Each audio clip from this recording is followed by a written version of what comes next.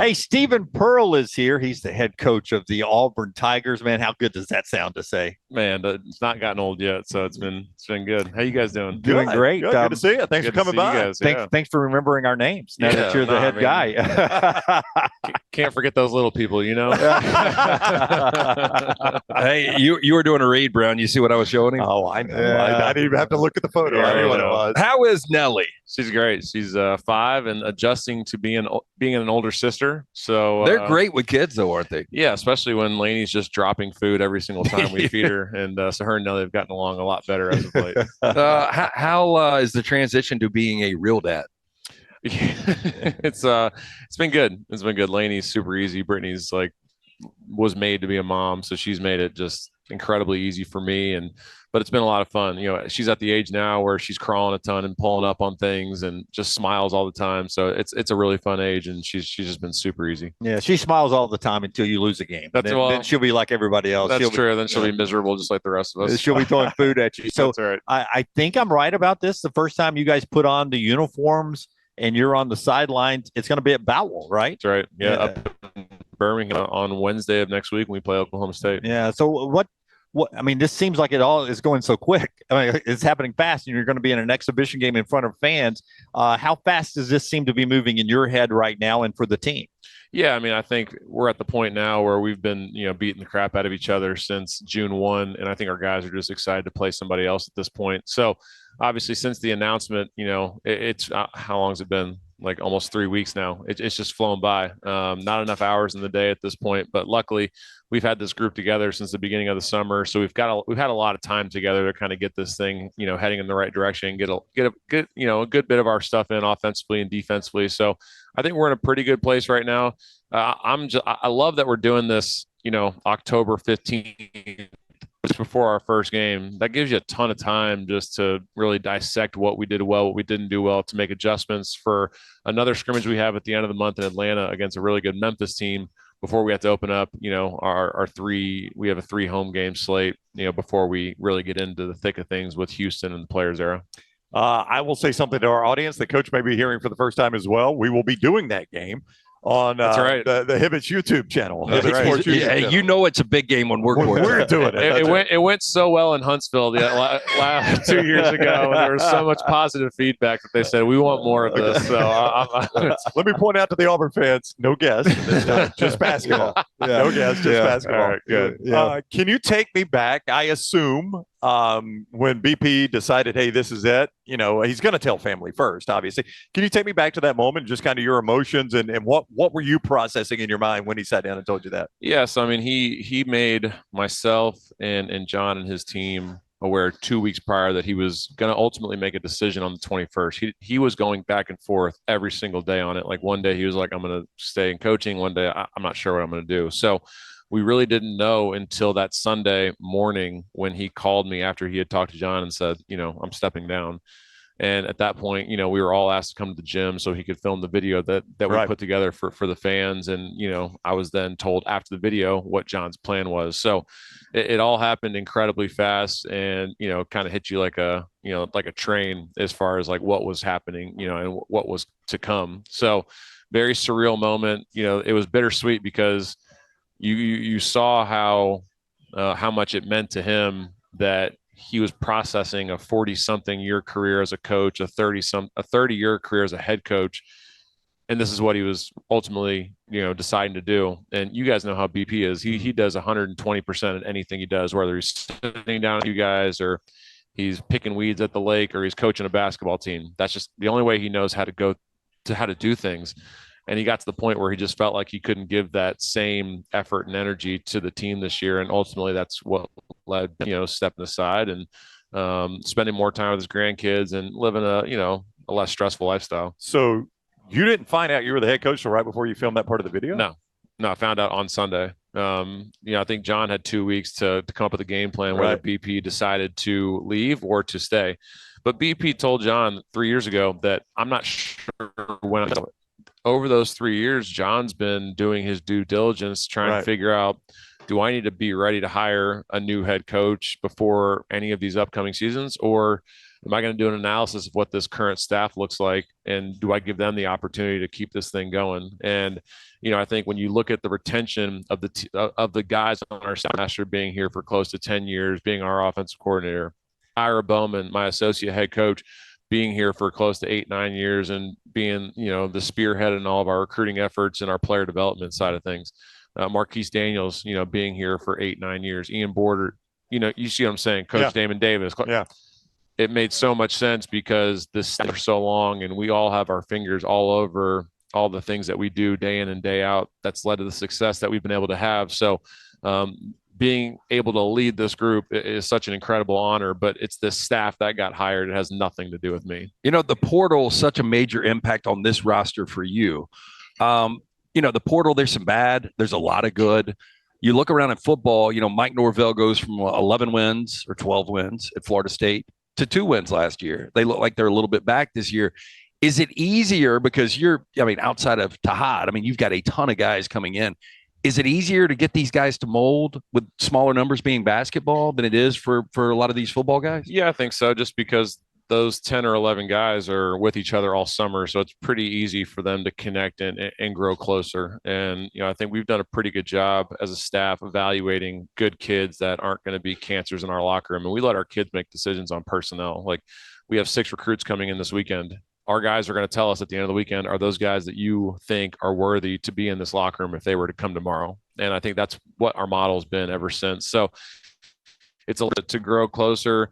We told them all coming in, they were going to be competing for minutes with somebody at their position. So there's no surprises in that area. So when they get here, they know I got to compete, for my spot. I got to earn my minutes in my position and my role. So I think being honest in the recruiting process, bringing in good people, surrounding them with an army of people that are going to pour into them and help them be successful has helped, us be able to sustain and, manage a big turnover like this. Like, we haven't had a turnover where we've had 10 guys, but there's been a couple years we've had to bring in 6 or 7 new guys, which I don't think is that much different than what we're dealing with this year. Yeah, listen, I think I know the answer to this because of the individuals on your coaching staff that you guys have been together for so long. But I will tell you that me personally, I falter when these guys give me orders and tell me what to do. I'm a horrible coworker. It happens so often. So when you're friends, you guys used to be on the same level. How are they handling you being in that position? I think I know the answer to this, but I want you to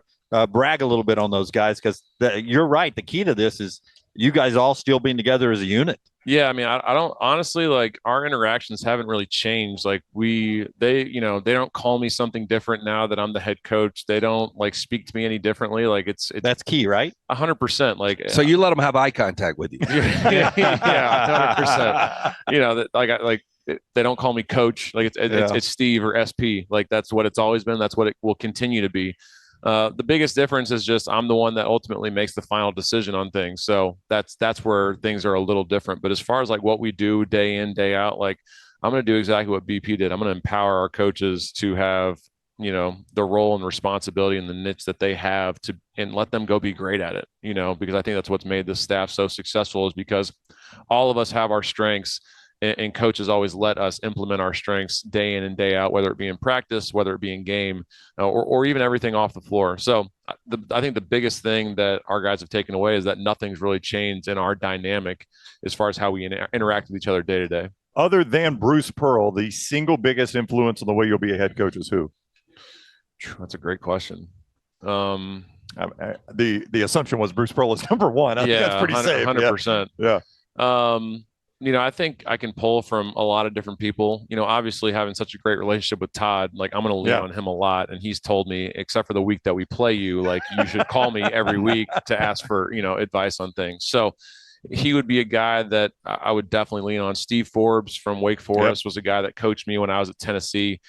Jason Shea, Joe Shea's dad, who's on our roster. Jason was a head coach at ETSU. He's an assistant at Wake Forest now. So I just think, the the tree that BP's kind of built from his time at Tennessee and obviously at Auburn, those are going to be guys that, I'll lean on. But, I just have a great network of other assistant coaches and head coaches that have all reached out and said, if I can help you in any way, please let me know. Did all 15 SEC coaches congratulate you? No, I think I got okay. I was just curious. No, definitely not. Not all 15? Okay. No, I think it was like I don't know how that goes. I mean, Porter Moser reached out, Rick Barnes reached out, right. Todd obviously reached out. So we're gonna do names. Right. Okay. I mean, wasn't gonna ask for that, but okay. I can't believe Nate didn't call me. I'm just no. But no, I mean, trust me, we have so much crap going on. They have plenty of other things to keep themselves busy than to reach out to me. But when I see guys out on the road, they all have really nice things to say. So no, I mean, it's obviously it's the best league in all of college basketball right now, and these coaches are trying to keep it that way. So right down the road tomorrow night, electric atmosphere, obviously Georgia and Auburn. You said 6 guys are coming in. How important is having something like that for these recruits coming in? I mean, it's about as important as having them come to Neville Arena for a home basketball game. Just they get the idea when they step in there and that they see a night game in Jordan-Hare, what that atmosphere is like, what our fans are like, walking around the tailgates and just seeing all the people coming up and talking to them and knowing their names. And they're like, how the hell do they know my? Well, they care. Like this is a big deal to them that you're coming here on a visit. So it's such an important piece of what we do. Hugh and his staff do an unbelievable job of giving our guys access to anything that we need on these visits. We don't try and bother them because obviously they got a job to do. But the environment, the atmosphere, the people make such a huge difference in the recruiting process, and we try and take full advantage of it. Yeah. When can you start putting your fingerprints on schedules? Is it next year that you start, or is it so far out in advance that it's going to be a couple of years? And do you want to keep doing what you guys have been doing? Yeah, no, we'll try and keep the same model because I think it's one that's worked. This year we're not going to go 12-1 in our non-conference. We're just with 10 new guys, that's going to be hard to do. So we're going to take some bumps and some bruises along the way, but I think it'll be really good for our guys. And the best part about it is we've probably experienced more adversity up to this point in the year than anyone in college basketball. So when we go play a Houston or we go play a Bethune-Cookman with 4 high major transfers, like, if we get down early, like this team's already gone through some stuff together, which I think will help bring this team closer together and will help us win in some of those difficult situations. So we're building the schedule out, for next year for 27, which is already just, we got Arizona coming back in. We have a road ACC, SEC challenge game. We have obviously the Players Era, which is 3 really tough games. And, there's a few more out there that we're working through right now that, are pretty high target games, high value games that we got a game in Huntsville again next year against Middle Tennessee State, I think. I don't know if that's been announced yet. Sorry, Mike. All right. I usually do that and just kind of stumble all over myself. We appreciate it. We're working on a Huntsville game. I don't know if the opponent's been determined yet, but I think that's one that we're looking at. So that'll be great to go back and do that. But yeah, we're going to keep the same model because, it doesn't hurt you if you lose some of these tougher games. That's right. Alabama's done the same thing. And it's why they've, when the year we won the SEC tournament championship, they had an average year, but they got a 5 seed and allowed them to make it to a Final Four. That's why you play that type of schedule to set yourself up for March to be able to make a run. How big's the line to get in that Players Era? I mean, that seems like a heck of a deal right there. Yeah, no, every year they've expanded it, and they just added another group. I think 8 or 10 more teams just got let in. So yeah, the fact that they didn't kick us out when BP retired is huge because they could have done that if they really wanted to. So it speaks to their respect for our program, the university, to keep us in the event, and obviously it's something that. It's going to be it's basically the NCAA tournament in November. If you look at the field, it's unbelievable. Yeah. So it'd be great and a great opportunity for us to figure out what we got so early in the year. I think being nervous in a lot of different areas is very natural in life. Mm-hmm. For you though, going into this, do you have some nervousness? Like there are people out there that don't get nervous. I think it's strange. I mean, sometimes you can't trust these people that don't get nervous. They're not real. Are you nervous about being a head coach a little bit? I mean, I have to lean on 38 years of watching what he's been doing, and that's what gives me confidence. Having the best staff in college basketball, that gives me confidence. So obviously there's going to be things where I'm going to come across that, are going to stump me a little bit, and I'm going to figure out what I need to do. But I don't think I'm nervous. You know what I mean? I've had a front row seat in a master class to how to do this. So like the first 3 weeks, like, I've from 7 a.m. to 7 p.m. I'm doing something, but that's what I expected because that's what I've watched him do for so long. Is Brittany nervous? No, I mean, I don't think she's nervous. Her first question was, how can I help you? Which is like, Oh, wow. like how, I Wow. mean, she just gets it. You know what I mean? She understands what it takes to be a coach's wife, and she's just proud and really excited for the opportunity. She realizes too, this is a once in a lifetime opportunity. I'd be crazy not to take full advantage of this and put all of my blood, sweat, and tears into this job to, continue to repay the people that trusted me, with this position and with this role. But no, I mean, I wouldn't say I'm nervous. I'm excited because it's an incredible opportunity, one that, I may never get again. So I think I'm way more excited than I am nervous. Maggie would have said, should we up the life insurance? No, I'm kidding. I'm kidding. She wouldn't have said that. And drink this. Yeah. So listen, and this is so exciting. And fans are excited that you're doing this again.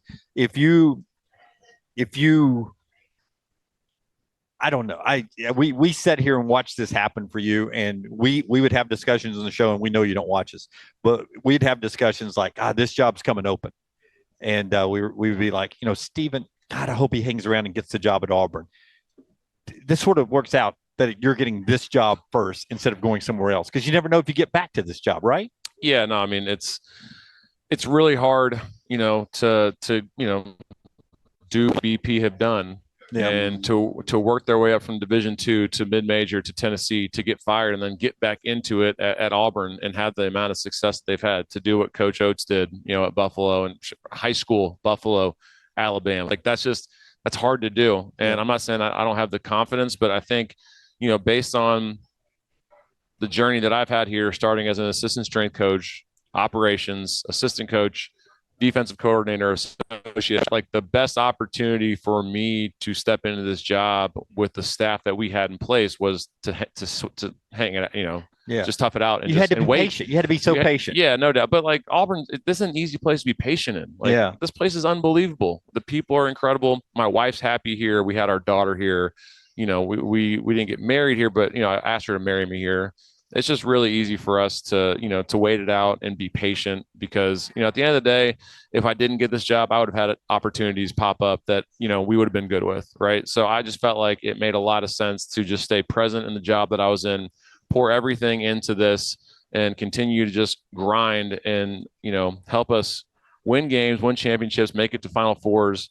And, just hope that my track record and my work spoke for itself. And ultimately I was able to get the opportunity. And, thankfully John saw what the staff was capable of and gave us, the chance of a lifetime to build off a Hall of Fame coach. Yeah. Has to be the easiest decision he's ever made as an AD, in my opinion. I mean, I would think so. Yeah. But then he backed it up by moving a home game to Atlanta in football. But do you and Barkley talk a lot more now? He's actually here today. He got in this weekend. He's we have the Bruce Barkley basketball golf tournament on Monday, so he's in town for the whole weekend. So we talked the week of the hiring, and we'll catch up a lot this week. So it's been pretty cool getting to talk to some pretty notable people, and Bo Jackson gave me some great advice, which was really cool. Just, stuff like that has been some of the fun stuff that you get to do in between appointments and practice and stuff, is you get to talk to some people that have had a lot of impact and influence on this university. And, it just speaks to how special this place is. Would you see Dylan run the floor the other night in that opener and slam it down? I mean, I didn't know Auburn men did that. That was, as godly of a man that Dylan is, I'm not sure if God loved that. That he may have ended that young man's career. So I was, and I also was thinking when Dylan did that, like if he did that at Auburn, he would have, how he reacts on those things. It was weird to see him so composed, because he would have yelled himself into a coma if he did that in Neville Arena, because that's just how he reacted to everything. So it was cool to kind of see him and his maturity and his coaches speaking to how much they, love his toughness. The bench reaction. Oh my God. When you got your peers reacting. No doubt. So I think he's a fan favorite, but also a player favorite, or favorite team favorite as well. So, I mean, I've always said that Dylan is one of the best defenders in college basketball, and he's going to have a long NBA career, and I'm really proud of him. Well, it would be disingenuous of us to act if we were anything but super excited for you. You've been great to this show. I know we appreciate that. You came on after some tough losses, some big wins, but you were always there, and we greatly appreciate that. No, I appreciate you guys and your friendship and always having my back. So it means a lot. Do what we can. Lance, one-time question to you about not shooting enough or something like that. I can't remember, but I don't remember that. Wow. I don't know. not tower taking too many threes. He always has some questionable takes, so we'll let that one slide. We look forward to seeing you every Tuesday on our show, man. Just don't be a Pat Knight. Okay? I got you. If you can sign right here, we'll get that, contract worked out. Stephen Pearl, the new head coach of the Auburn Tigers, and he wants to keep things rolling exactly the way they were and coming off that Final Four season. Man, we're excited for him.